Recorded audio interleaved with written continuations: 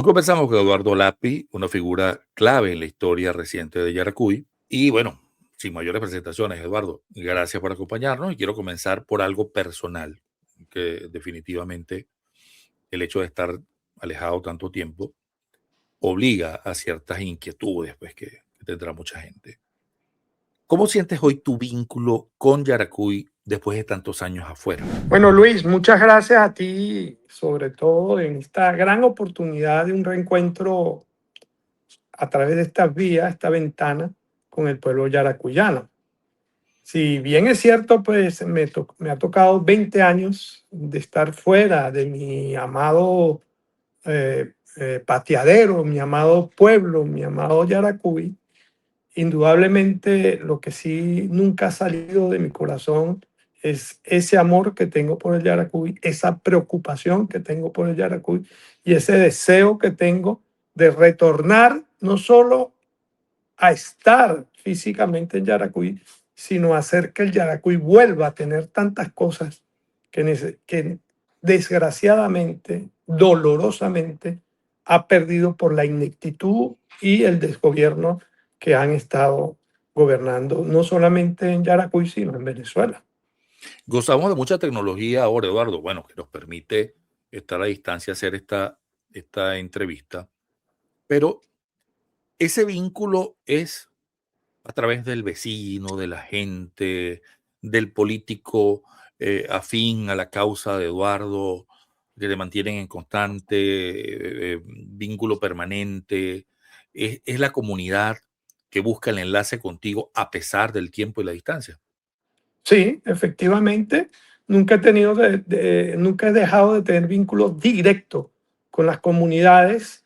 Hay una gran cantidad de trabajadores sociales que sí en este conglomerado que se hizo llamar o que el pueblo bautizó como la gente que más trabaja por Yaracuy. Y gracias a Dios, pues, mucha gente de muchos barrios, de muchas comunidades, de muchas urbanizaciones, de muchas organizaciones políticas, inclusive no de una en particular, ha estado en contacto permanente conmigo y con mi deseo pues de seguir ayudando al pueblo yaracuyano.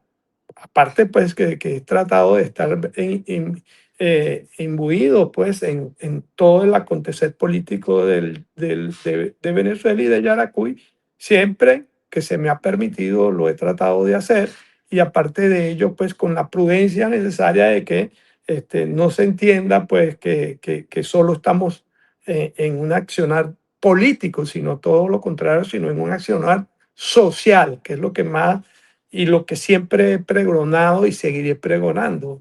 Mi vocación no es de político, mi vocación es de luchador social, de un trabajador social a la lucha de un pueblo que sé que necesita de todos y sobre todo de la buena voluntad de todos. Fíjate, Eduardo, quiero quedarme en lo personal, porque en este momento adolecemos, en este momento padecemos de dirigencia política genuina. Tus comienzos son de mucha juventud. Comenzaste muy joven en la política. Llegaste a ser el alcalde más joven del país. Sí. ¿En qué momento sentiste que la política era vocación? Esto como haciendo un espejo con los jóvenes actuales que miran la política, sabes, con recelo. Y además quisiera que me dijeras, cuando miras atrás, ¿qué le dirías hoy, el Eduardo de hoy, del 2026, qué le diría a ese Eduardo, alcalde joven del municipio Peña del estado de Yaracuy, que un día le dijo al estado, vamos a hacer por Yaracuy lo que hemos hecho por Peña? Bueno, fíjate, mi vocación política nace muy temprano, ¿no? Recuerdo, te voy a contar una anécdota, pocas veces lo he contado. Tenía yo alrededor de 8, 9 años, máximo 10. Habían inaugurado la autopista Centro Occidental. Yo nací y viví toda mi niñez en un edificio que se llamaba Carpintería Italia, que era la de mi papá, frente a la autopista. En esa oportunidad, la escuela Jesús Millán, que era mi escuelita, quedaba enfrente, o sea que yo tenía que pasar la autopista a pie para llegar a mi escuela. Y me recuerdo que mi primera protesta a los 10 años fue exigiéndole al presidente Luis Herrera de aquel entonces una pasarela. Y yo mismo, Fíjate. en la carpintería de mi papá, con la ayuda del socio de mi papá, que era mi padrino, y con mi papá, hicimos bastones para poner las pancartas de Una protesta y pancarta. todo eso. Exactamente. Y fue cuando logramos que se nos construyeran 2 pasarelas. Ahí empieza mi lucha social y mi vocación se aflora en ese momento. ¿Y por qué trabajé tanto para darle las trincheras a mi pueblo de Yaritagua? Porque mi pueblo de Yaritagua sufría de una aberración constructiva que iba contra la Constitución y contra la ley. Cuando a un pueblo se le atraviesa una vía autopista rápida por la mitad y parte una población en dos. Y por eso Claro. era importante y necesario, porque además el presidente Caldera, que había inaugurado el primer tramo desde, desde Barquisimeto a Yaritagua, había dejado un proyecto y estaba establecido allí las trincheras, porque lo otro es un irrespeto total. Sin embargo, pues se hizo así y Yaritagua llegó a ser la población con mayor muerte por arrolladura vehicular del mundo. Y hay mucha gente que todavía no sabe eso, por encima de Argentina, de Brasil, de cualquier parte del mundo.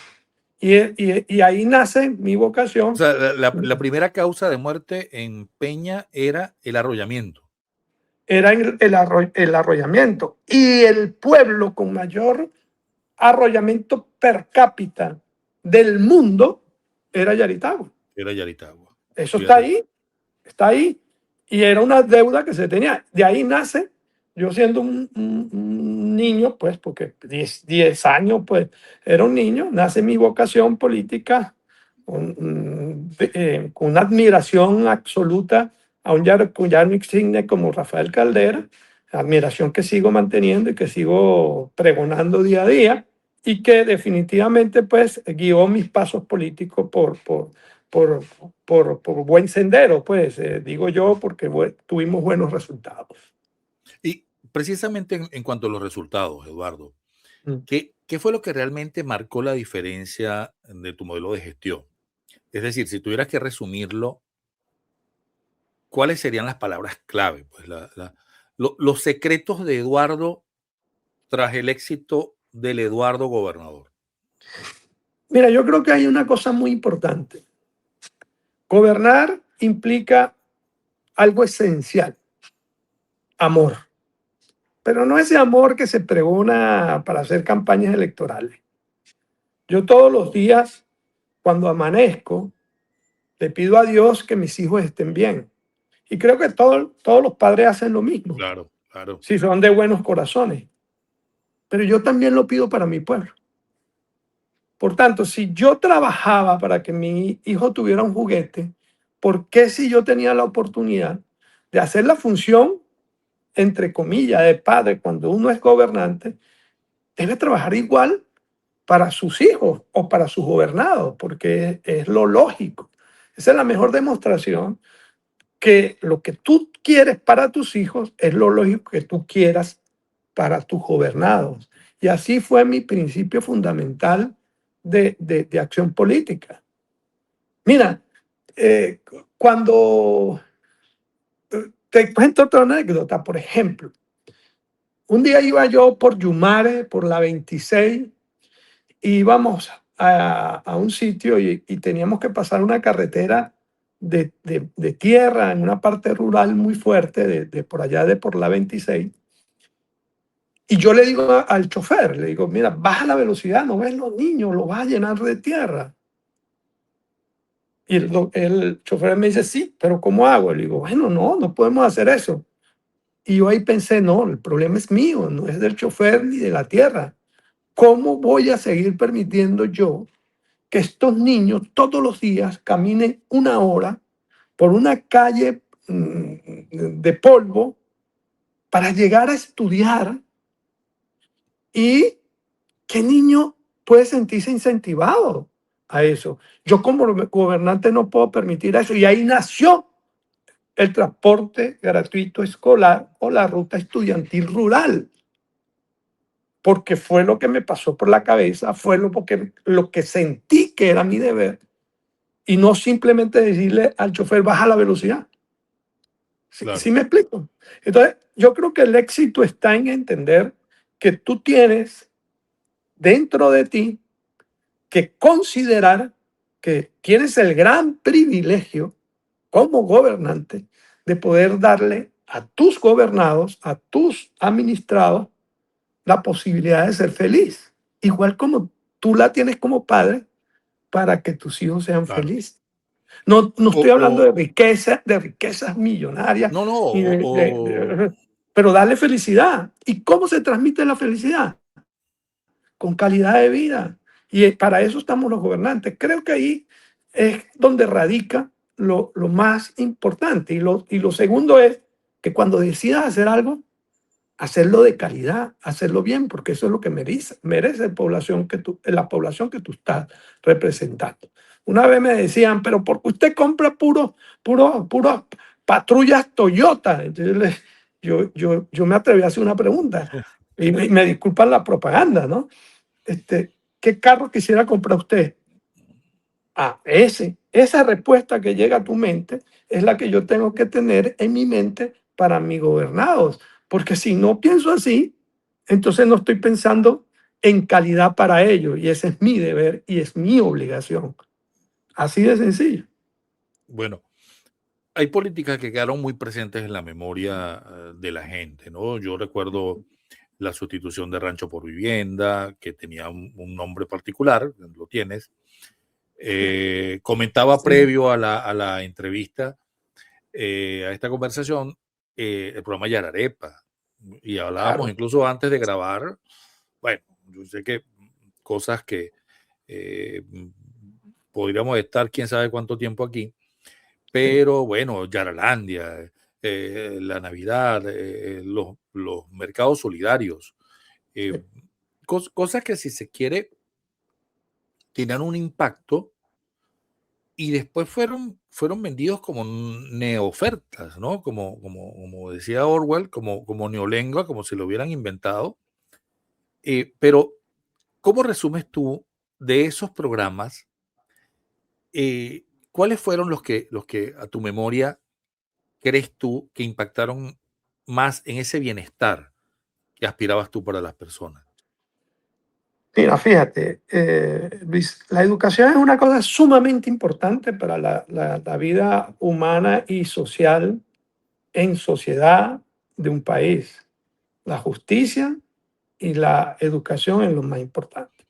¿Dónde se fragua la verdadera educación? Yo siempre decía, hay una educación familiar que es la de la casa, no la podemos sustituir porque es imposible, pero hay una educación del ser humano que va a la escuela. ¿Cómo hacemos para que esa educación sea eficiente? ¿Solamente con buenos maestros? No. Tenemos que hacer que el ser humano, el que está aprendiendo, esté en capacidad absoluta de adquirir los conocimientos que un buen maestro le está transmitiendo.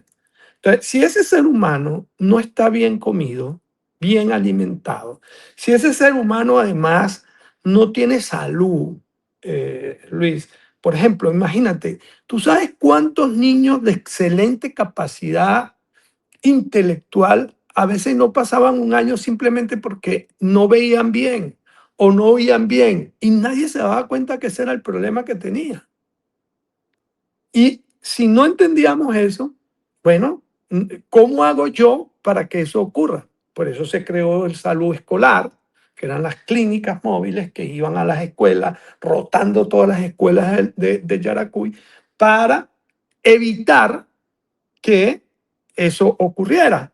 Uno, dos, pero además, si no está alimentado, ¿cómo hago yo para que ese niño rinda todo lo que tiene que rendir si no está alimentado como debe ser? Por eso nace el paella y por eso nace Yararepa. Pero ¿cómo hago yo para que ese niño además no esté sentado en un tobo de eso que se vació de pintura de agua porque no tenía donde sentarse cuando está en la escuela. Se creó el programa de mesa por mesa, mesa silla, que era eliminar el pupitre para que un niño tuviera una mesa y una silla decente para estudiar. Todo eso es un sistema integral que permitía que el joven no solamente adquiriera buena educación, porque además mandábamos a los educadores al centro de profesionalización educacional que creamos allá en el Ceibal para que todos los maestros fueran perfeccionando su forma de dar educación. Entonces, todo eso era un sistema integral. Pero detrás de eso también teníamos un problema. ¿Cómo creamos eh, eh, que el padre entendiera que era bueno mandar al muchacho a la escuela? No, porque muchos padres decían, no, ¿a qué va a estudiar? No, ya con el hecho de que yo ya no le voy a tener que dar almuerzo, ya yo no tengo por qué pagarle el pasaje, ya yo además me estoy quitando el problema de la salud porque se la están dando en la escuela. Hasta para eso ya entonces mandaban al niño porque le estaba quitando de su sueldo un gran peso. Un Entonces costo. todo eso hacía que la calidad de vida, sin que tú a lo mejor la sintiera directamente como un regalo, era que te estaba dando a ti la posibilidad de tener una ciudadanía muchísimo mayor. Y por eso yo tengo que decirte, Luis, yo siento tanta satisfacción cuando veo jóvenes escribiéndome y diciéndome, yo me recuerdo de esto. Yo me recuerdo cuando yo iba a la escuela en una ruta rural con aire acondicionado, además.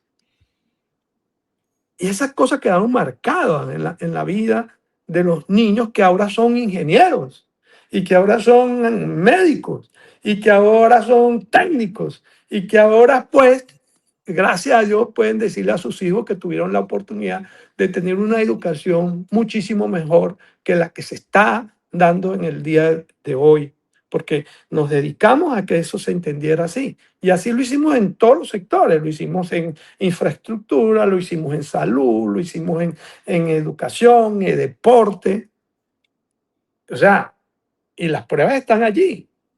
Ahora, ¿de dónde nace todo eso? Porque no veíamos, es que vamos a construir una cancha deportiva. No, ¿por qué la cancha deportiva? ¿Para qué la cancha deportiva? ¿Y por qué tiene que tener esa cancha deportiva alrededor? ¿Y cuál es la comunidad? ¿Y cómo se va a beneficiar la comunidad de esa cancha deportiva?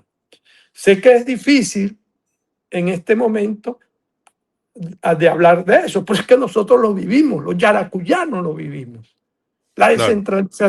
La descentralización, Luis, nos dio esa ventaja, nos dio la oportunidad de ser distintos para nuestra gente.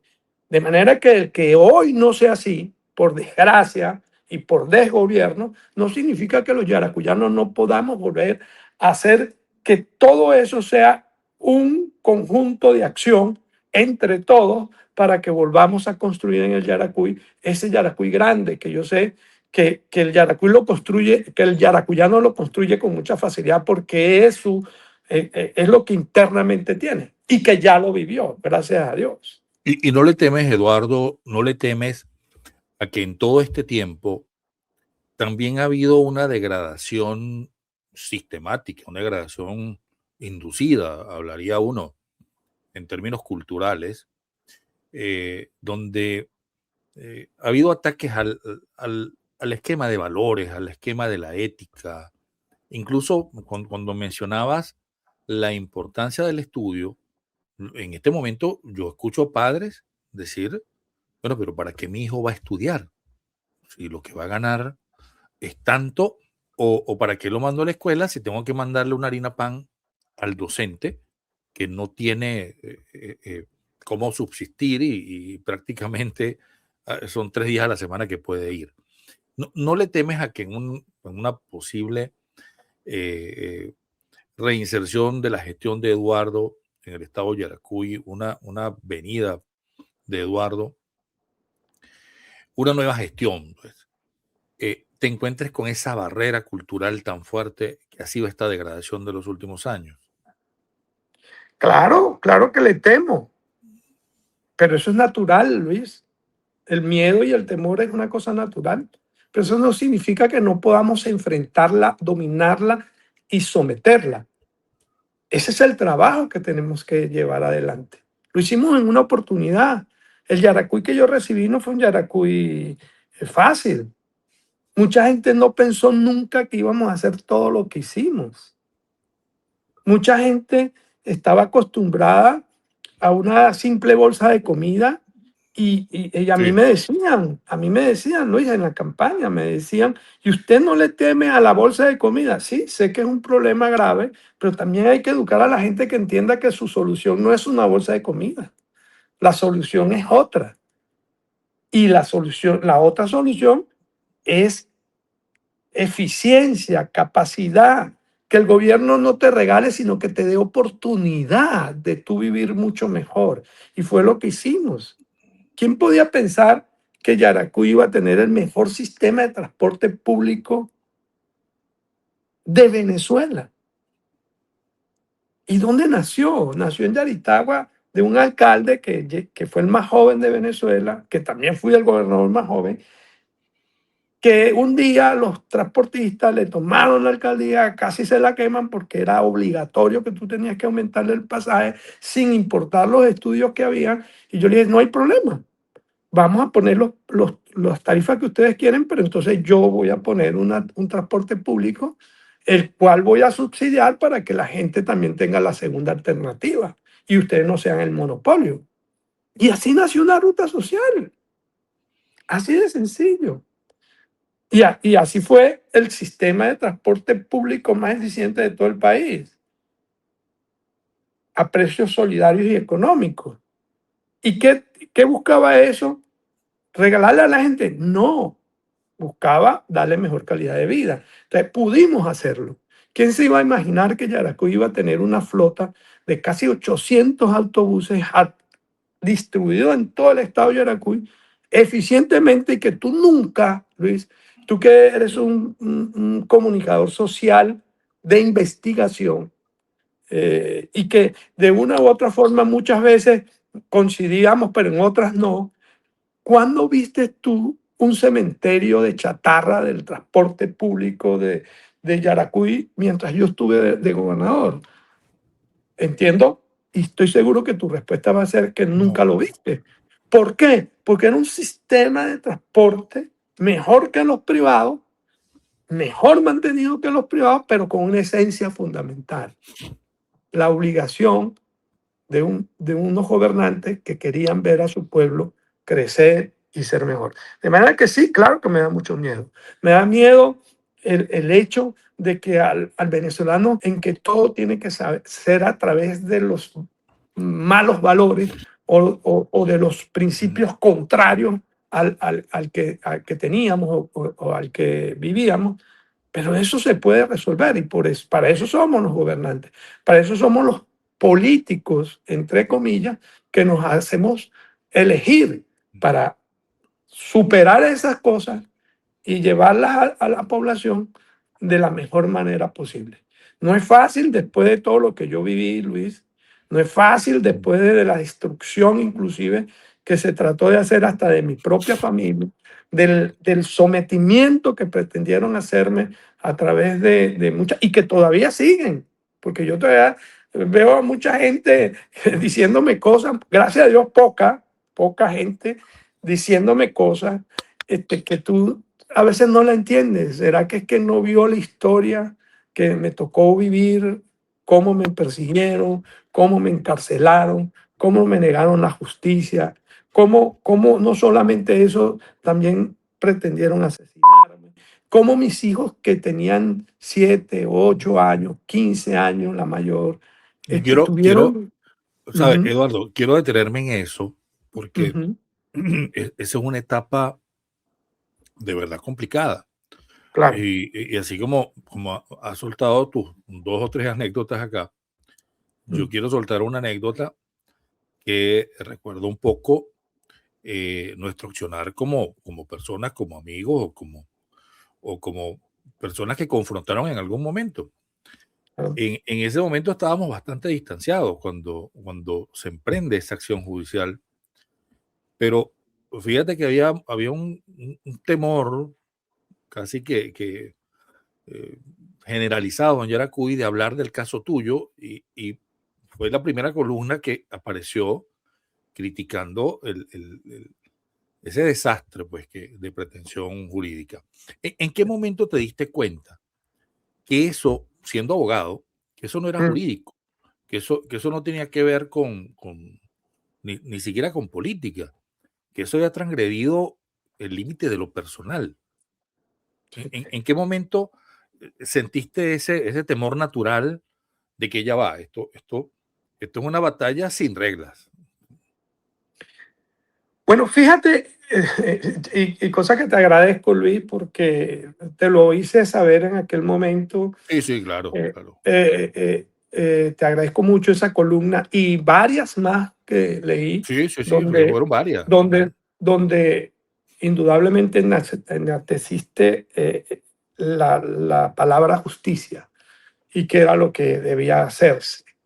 Este, y tengo que decirte que cuando a mí me avisan que me van a citar, yo estaba fuera del país. Ya yo no era gobernador, estaba fuera del país.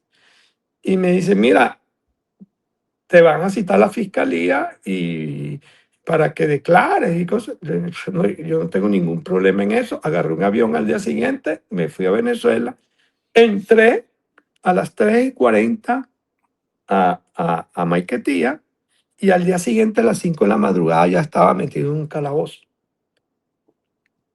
O sea, cuando regresé no tenía ningún tipo de temor. ¿Por qué? Porque yo no tenía nada que ocultar, ni tenía nada que me pudiesen señalar. Y efectivamente, Nada temo, nada debo. así exactamente, y ese fue mi actuar. Yo regresé y al día siguiente estaba preso. Estaba fuera del país. Y definitivamente no era nada jurídico, porque si hubiese sido algo jurídico, eso no hubiese ocurrido. Si a mí me hubiesen dado la oportunidad de defensa, me hubiesen dado el debido proceso, yo no debía haber durado ni siquiera 10 horas preso. Así de sencillo. Yo duré 12 meses, un año, 365 días aproximadamente, preso sin una audiencia de ningún tipo, sin la posibilidad de presentación de ningún alegato, simplemente porque había un temor absoluto a nivel nacional de lo que yo podía representar con la eficiencia que habíamos demostrado en el gobierno de Yaracuy. Ahora, eso es entendible, pues, o sea, en el sentido del enfrentamiento político. Lo que no es entendible es que tú uses el poder para destruir a Claro. otra persona de esa forma, porque es que no es la destrucción personal o política de un ser humano, es la destrucción de una familia. Es que quiero Es, llegar a quiero ajá, llegar a ese punto, Eduardo, porque eh, cuando hablamos del caso jurídico, o cuasi ujú, jurídico, le llamo yo, porque ujú. jurídico, bueno, poco tendría, No, no. es ¿qué significó para ti el exilio? El decir, caramba, una vez que tomas la decisión de, de, de librarte pues, de tamaña injusticia por los mecanismos que fuesen, eh, se asume un nuevo papel de parte de Eduardo. Y es, Mm. caramba, me distancio del pueblo, de mi gente, de cómo lo asumiste. Bueno, fíjate, recuérdate que hice todo el esfuerzo de hacerme justicia a través del sistema judicial, que se demostró no existía. Posteriormente llega la amenaza de muerte que denunciamos, gracias a Dios, días antes del motín aquel que se armó Sí, sí, para matarme, porque así fue. Pretendieron trasladarme de Yaracuy a Uribana. No pudieron hacerlo porque una juez se negó, que fue destituida al día siguiente. Y empezaron entonces a traer presos de Uribana a San Felipe para ocasionar un motín y en el cual pues violentamente resultaran algunos muertos, como resultaron, 7 muertos, 36 heridos, nunca visto en Yaracuy, en la cárcel de Yaracuy, y entre eso estaba contado Eduardo Lapi.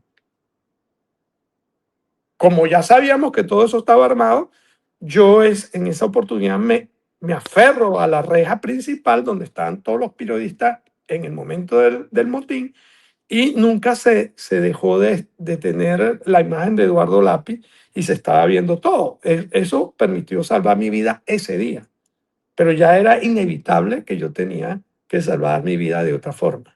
Y allí tuve que hacerme justicia por mis propias manos, porque yo tengo que responder por mis hijos. Yo tenía una familia por la que responder, aparte pues de la población que de una u otra forma también me estaba respaldando. Entonces, en ese momento decidimos salir de la cárcel y lo hicimos de una forma como más o menos la gente lo ha visto, por mis propias manos, con mis propias acciones y por mi propia decisión. Ahí no tuvo nada que ver ninguna otra persona, sino mi accionar personal. Por muchas Alguno, cosas. claro, alguno que otro, eh, digamos, rival político habla de un exilio dorado. Eso existe, Caramba. Eduardo. Eso Mira, el exilio dorado no existe porque es absurdo. Tú tienes limitado algunos de tus derechos. Y para uno político, tiene uno de los derechos más importantes, el derecho del accionar político. A mí me quitaron mi profesión prácticamente. Entonces, el exilio, Luis, es una cárcel con una diferencia, que en esa cárcel tú vas a ver semáforos, calles, restaurantes, eh, etcétera, etcétera, etcétera. es Pero la pena sigue. es la pena de destierro que le llaman algunos. Exactamente, y sigue sometido a la amenaza permanente. Si no, ve lo que le pasó al teniente coronel Roger Ojeda. O que tú no puedes andar sin estar mirando para los lados porque no sabes quién te está vigilando. O es que simplemente tú sientes que todos tus derechos no son totalmente válidos. Si a mí no me hubiesen dado el asilo político, yo hubiese tenido la mitad de las cosas que tengo hoy.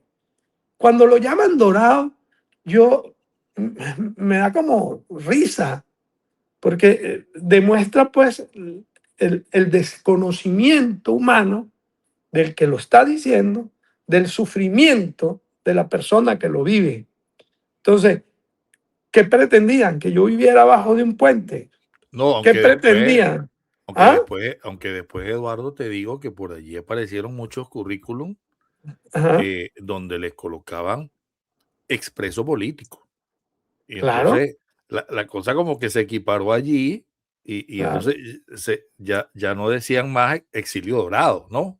Sí, sí, claro. Fíjate, Eh, el que pero es lo que que te hierro digo, o mata, sea, ¿no? Ujú. mira, Luis, si una persona, y lo que tú dices es verdad, lo que pasa es que, por eso, si tú no vives lo que vivió yo fui el tercer preso político del país, cuando conmigo estaban experimentando de cómo era la cosa, así de sencillo.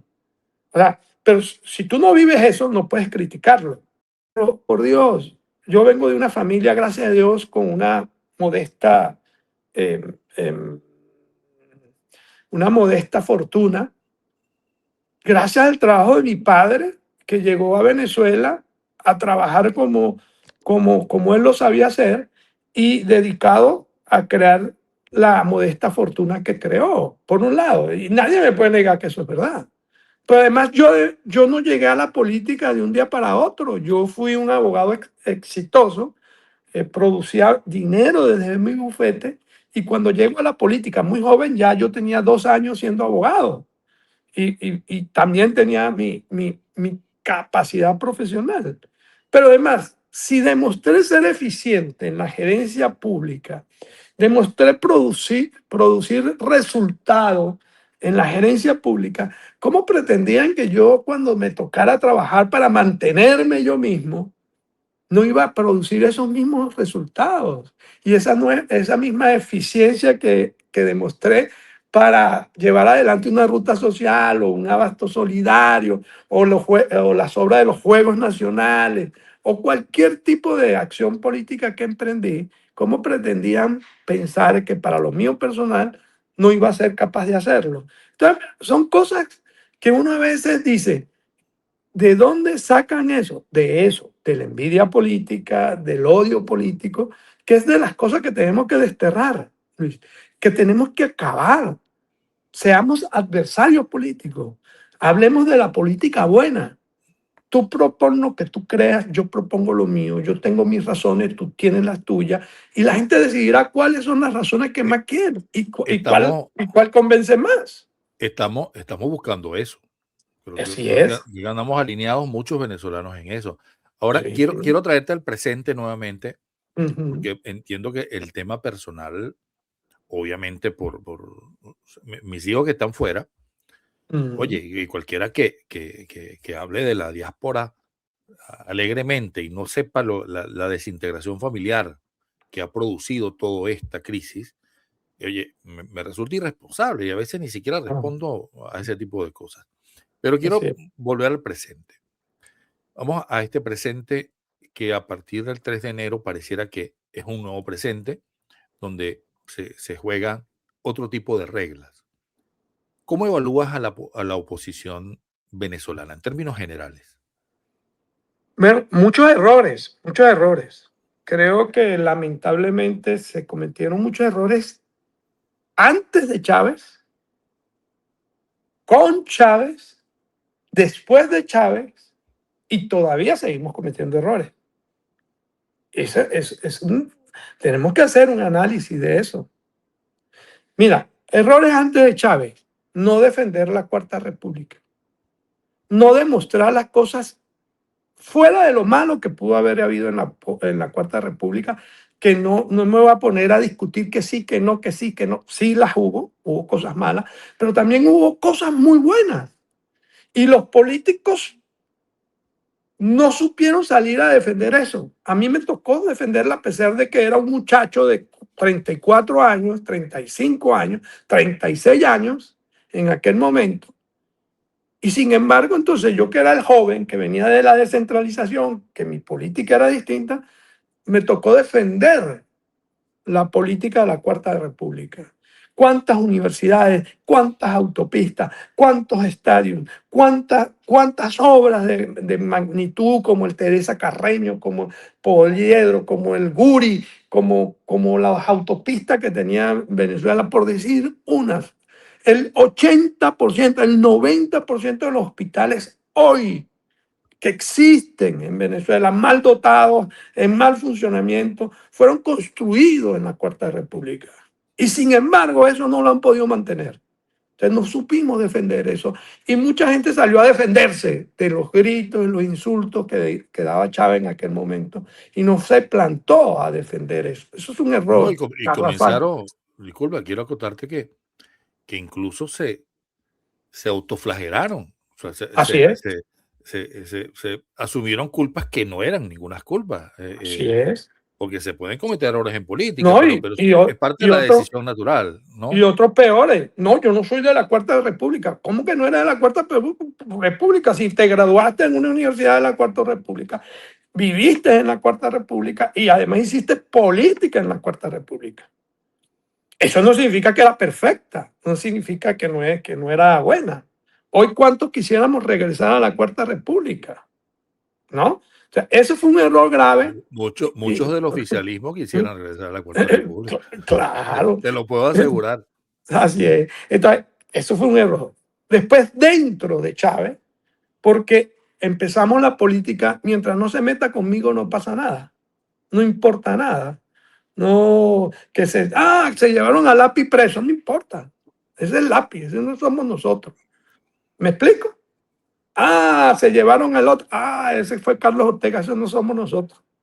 ¿Me explico? Entonces, hay otro error. Después empezamos la guerra entre nosotros. Entonces, pasaban épocas. Yo las comparo con batallas dentro de la guerra, ¿no? Entonces empezaba una batalla, la lideraba X personas. Entonces iba, y como esa época avanzó un poco, pero no terminó de acabar con el régimen, entonces ya ese era malo y había que fusilarlo y había que acabarlo y lo señalábamos y lo acabábamos y lo serruchábamos y le quitábamos todas las posibilidades. Y así sucesivamente. ¿Tú te imaginas si Bolívar, cada vez que uno de sus generales, sus admirantes o sus coroneles perdiera una batalla, lo mandaba a fusilar en vez de retomarlo y volver a emprender la lucha? ¿Hubiésemos sido hoy un pueblo independiente, soberano? Ese fue otro error. Y lo siguen cometiendo. Es fácil. A mí a veces algunos me escriben, usted es el pasado. Gracias a Dios, dos o tres, que ya sabemos que es un grupito. Usted es el pasado. ¿Cuál es el pasado? ¿Tú te imaginas que nosotros despreciemos a Bolívar porque fue el pasado? O porque a nuestro padre le salieron algunas canas, ya no sirva como padre porque le Claro, salieron unas canas. Eso no puede seguir siendo así.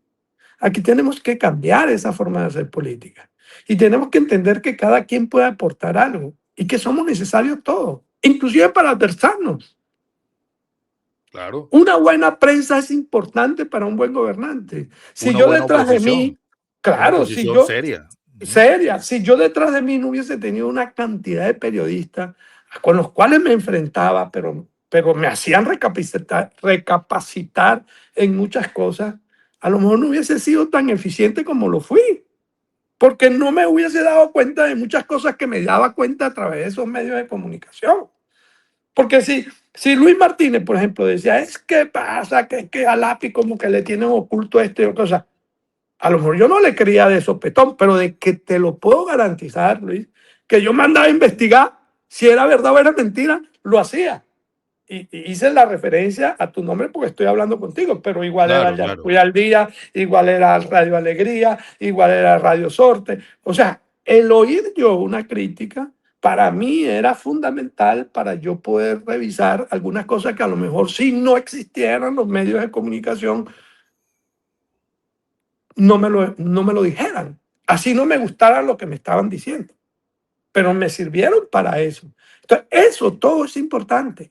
Si todos hoy entendemos que aquí todos tenemos que empujar hacia una nueva Venezuela desde cualquier punto, desde oposición, desde colaborador, desde aliado, desde opositor o desde gobernante, desde el punto que nos toque estar, no vamos a poder sacar a Venezuela. A mí me preocupa enormemente, y te lo digo con el corazón en la mano, que no hayamos o que uno a veces sienta que no hay de esta mala vivencia que tuvimos durante 27 años, que todavía la seguimos teniendo, porque no hemos salido de ello. Entonces, y que la sigamos teniendo, porque a veces siento algunos diciendo, no, es que tiene que ser el que diga fulanito. No, eso fue lo que hizo Chávez.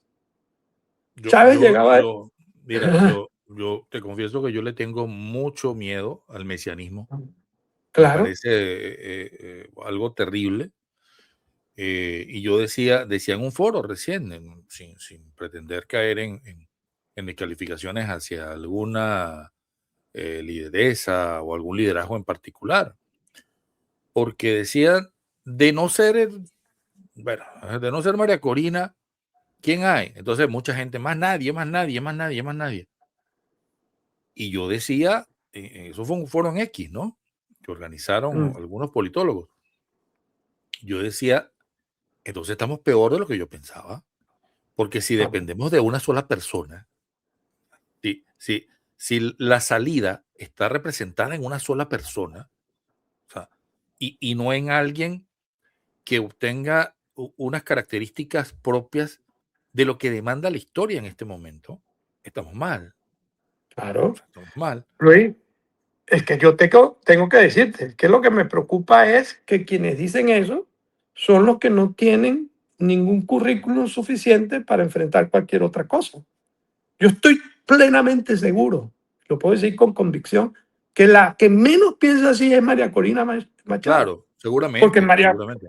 oiga, María Corina le tocó vivir lo más difícil de la dictadura y lo enfrentó.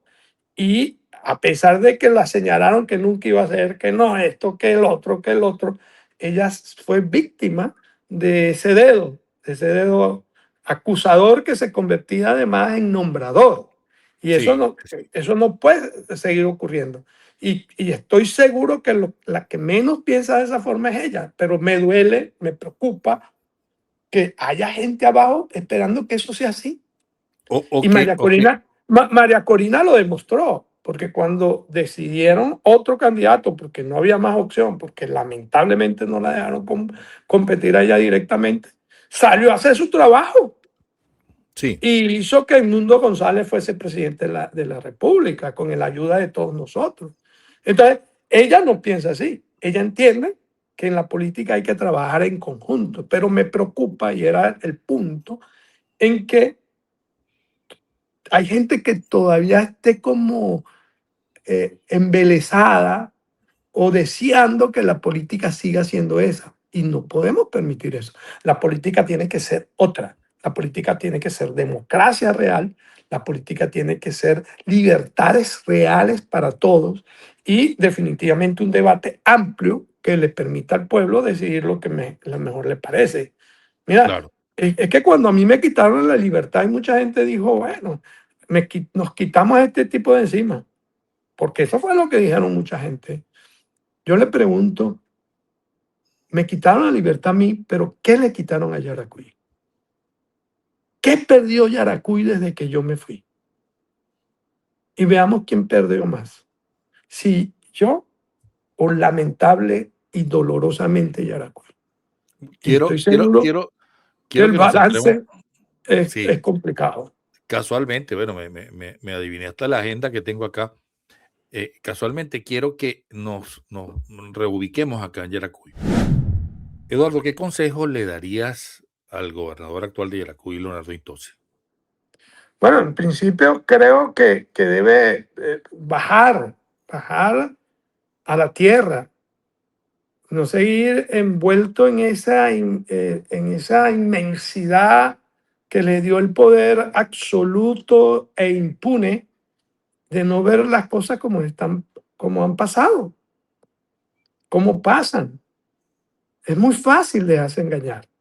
Y si tú no, por ejemplo, yo ponía un ejemplo, en Yaritagua hay un gimnasio cubierto, que ya no es cubierto porque está destruido totalmente. Allá hicimos un polideportivo con gimnasio, como lo hicimos en Urachiche, como lo hicimos en Aroa, como lo hicimos en muchas partes, en Nirgua, en muchísimas partes. Destruido totalmente. Y allá hay un grupo de jóvenes con un profesor, es lo que veo por las redes, no los conozco a ninguno, han empezado a recuperar de forma sola eso allí. Eso no es el trabajo de ellos. El trabajo de ellos es dedicarse a hacer deporte, no a reconstruir el Claro, gimnasio.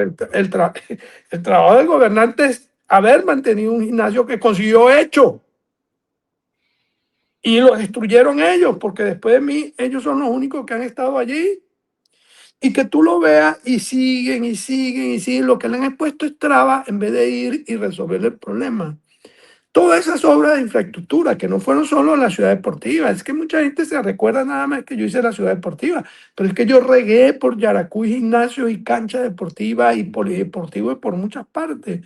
Las consiguieron hechas, ¿por qué no la pudieron mantener? ¿Por qué no le dan la capacidad al pueblo de Yaracuy de seguir teniendo lo que ya tuvo? Por ejemplo, ¿cómo me va a decir él que no conoce y no sabe de eso? Es que él vive ¿dónde? ¿En Nueva York o en Yaracuy? Lo sé yo, que no estoy en pero, Yaracuy. pero Entonces, Eduardo, esa es una. Hoy salió una denuncia gravísima, Luis, que en Yaritagua están vendiendo los predios públicos. No es que están vendiendo un ejido o un terreno. No, si eso es cierto, es gravísimo. ¿Cómo es que venden el mercado popular que construyó Eduardo Lapi como alcalde? Yo vi la denuncia, vi la denuncia. Bueno, por Dios, ¿dónde está el gobernador? ¿Dónde está la justicia? ¿Dónde está la fiscalía abriendo un expediente en el día de hoy para ver qué es eso? ¿Sí me explico? Entonces, ¿qué le recomendaría yo? Quítese ya esa mente de que como usted es chavista, este es el todopoderoso y usted puede hacer lo que usted quiera porque usted va a ser bueno simplemente porque es chavista, que es lo que habíamos hablado en la pregunta anterior. Tenemos que quitarnos esa mente de que, porque alguien es copellano o porque alguien es social cristiano o demócrata cristiano o es simplemente bueno por eso. No, señor. Eso no puede seguir pasando. Entonces, mi recomendación sería, cambie ese chip, cámbiese a un chip del nuevo país De que amplitud. queremos. Sin embargo, fíjate, Eduardo, eh, eso nos responde un poco al esquema de gobierno que implementó el chavismo, madurismo, una hipercentralización del poder en donde para disponer, por ejemplo, de la chatarra metálica en un estado, hay que sacar, lo sé, porque hice Ujú, una evaluación, 11 permisos. O sea, eso yo veía una cartelera, iba con mi hermano, fuimos a una agencia bancaria, mm, y sabes que hay unas carteleras mm. donde te colocan, supuestamente la permisología que debe tener, cada comercio, ¿no? Bueno, yo conté 18 papeles, o sea, 18. Permiso de esto, impuesto de esto, de derecho de no sé qué, derecho de frente, derecho de atrás. El, esa hipercentralización. Fíjate, Eduardo, los, los peajes están centralizados, Increíble. ¿ves? Entonces, no pudiera responder, eh, a que los gobernantes de PSV, por llamarlos todos en términos generales, pues si una tendencia o de la otra, han tenido que adaptarse a que si de Caracas no les dicen X, ellos no pueden hacer Y. Por eso es lo que hay que cambiar. Y es lo que te decíamos, es que todo es concatenado, fíjate. Y todavía hay gente de la oposición diciendo que aquí hay que elegir al que diga que está allá arriba. Por favor, hay que No, elegir el que esté. ¿Ah? o me toca a mí, porque es parte de Ajá, la sí. cuota, es parte de la Entonces, cuota. Ah, no, el pueblo tiene que elegir al capaz, al que le ofrezca de verdad, confianza, fe, esperanza, seguridad, que tenga capacidad, no porque es que no, es que yo fui el que le hice el sancocho a Chávez. Señores, por eso llegamos a donde llegamos. Entonces, una cantidad de gente que como no le debía el puesto al pueblo, sino a Chávez, le claro, interesaba era quedar bien con Chávez y no con el pueblo. Entonces, lo lógico es que tenemos que volver a retomar de que a nosotros elegir gente independientemente, lo vamos a elegir qué es lo que más le conviene al Estado. Claro que no podemos equivocar, claro que sí, pero cuando ese gobernante sepa que su reelección, que su estadía en el poder está simplemente pegada, adherida a la decisión de un pueblo que se tiene que sentir satisfecho por su trabajo, indudablemente ahí el gobernante tiene que ser efectivo y eficiente, ¿sí o no? claro. Pero si ahora queremos volver a ese esquema de que no, ese señor, ese fulanito, ese gobernante, solo querrá convencer a Chávez o a Nicolás Maduro o al que esté allá arriba, porque eso es Bueno, lo único que le interesa, es el único que lo deja estar ahí. Entonces, eso hay que eliminarlo. Como también tenemos que volver, Luis, y discúlpame que te interrumpa, a la descentralización total y absoluta. O sea, no, a mí me decían cuando nosotros empezamos el proceso de descentralización, Yaracuy era de 23 estados, éramos el número 20. Y nos decían, pero es que eso no te conviene a ti porque tú eres un pueblo muy chiquito. Y ¿quién te dijo que no me conviene? ¿Quién te dijo a ti que Yaracuy por chiquito no tiene capacidad para demostrar que puede ser muchísimo mejor que otros si me dejan gobernar? ¿Y qué fue lo que hicimos? Éramos el estado número 20 en aquel momento, pero llegamos a ser el mejor. Estar entre los 2 y 3 compitiendo entre los mejores gobiernos. Entonces, ¿por qué se ocurrió eso? Porque nos debíamos solo, única y exclusivamente al pueblo que gobernábamos y manejábamos sus recursos y manejábamos su gestión y manejábamos su relación con el Estado Nacional, pero con la independencia, la autonomía y la fuerza del pueblo yaracuyano, porque si no, no hubiésemos podido hacer absolutamente nada. Entonces mucha gente dice, no, es que usted tuvo suerte, porque usted gobernó con el presidente Caldera. Claro que tuve suerte porque goberné con el presidente Caldera, pero no fueron 3 años nada más de los 9 Claro. que yo goberné. La gente no se recuerda de eso. Caldera estuvo conmigo 3 años nada más. Después me tocó 7 años aproximadamente gobernar con Chávez en oposición, con gente que se atrevía a mandarle cartas a Chávez diciéndole que me quitara los recursos. Y Chávez una vez tuvo que decir, es que yo no le estoy mandando, pero sin embargo el tipo hace. ¿Ah? Entonces, ¿por qué? Porque Yaracuy tenía sus recursos que habíamos logrado a través de la descentralización, a través de la autonomía y a través de una gestión yaracuyana.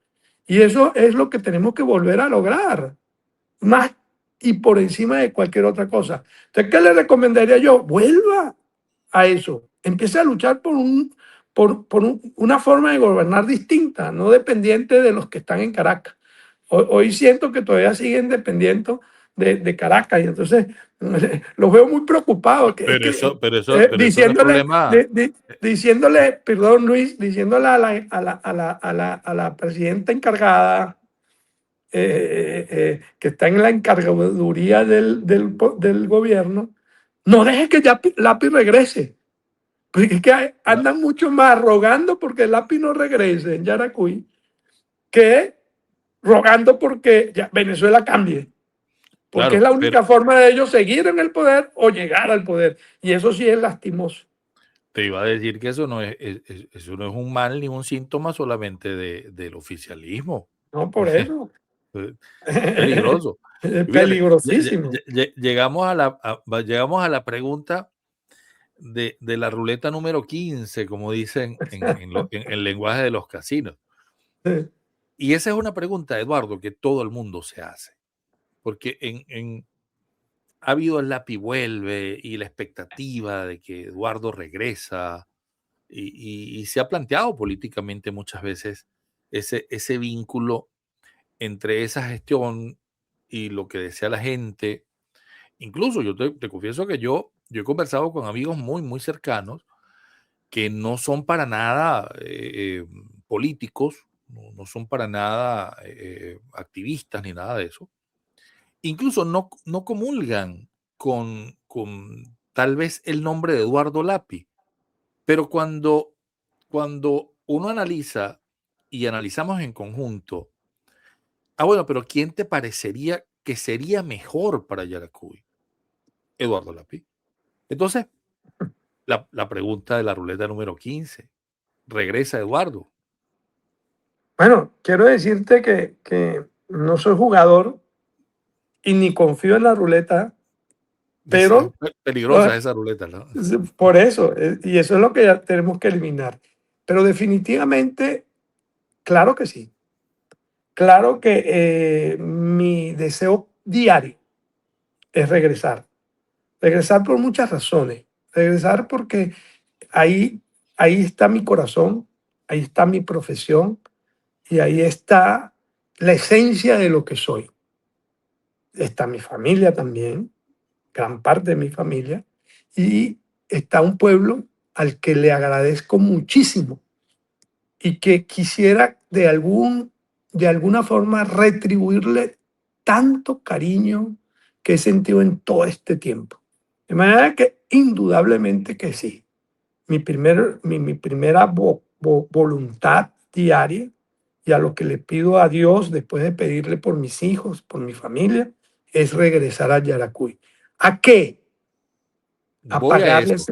pagarles, a Permíteme, ajá, permíteme algo allí, Eduardo, porque ajá, fíjate, también tengo que confesarte que mucha gente tiene el temor de ujú. que Eduardo viene con una sierra como la de Milei, y entonces a desquitarse a los enemigos políticos.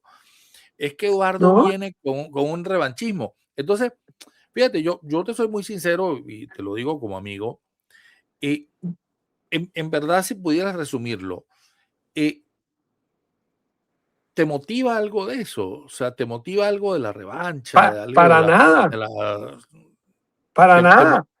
te Pues, pues, motiva y te motiva, eso sí me resulta importante, te motiva la tristeza de ver el Estado como está? eso sí, eso sí.